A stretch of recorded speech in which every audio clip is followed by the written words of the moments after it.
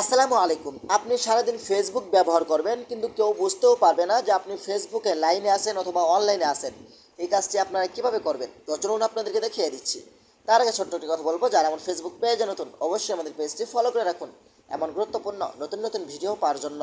তো এই কাজটি করার জন্য ফার্স্ট অফ অল চলে আসবেন আপনি আপনার ফেসবুক আইডিতে, তারপর উপর থেকে আপনারা থ্রি লাইন আইকনের উপরে ক্লিক করবেন, তারপর নিচে আসবেন, আসার পরে কিন্তু এখান থেকে আপনারা সেটিংস অ্যান্ড প্রাইভেসি এখানে আপনি ক্লিক করবেন, তারপর একটু নিচে আসবেন, আসার পরে কিন্তু এখান থেকে আপনারা সেটিংস অপশনের উপরে ক্লিক করবেন, তারপর একটু নিচে আসবেন, আসার পরে কিন্তু এখানে একটি অপশন পাবেন, সেটা হলো অ্যাক্টিভ স্ট্যাটাস, এখানে আপনি ক্লিক করবেন।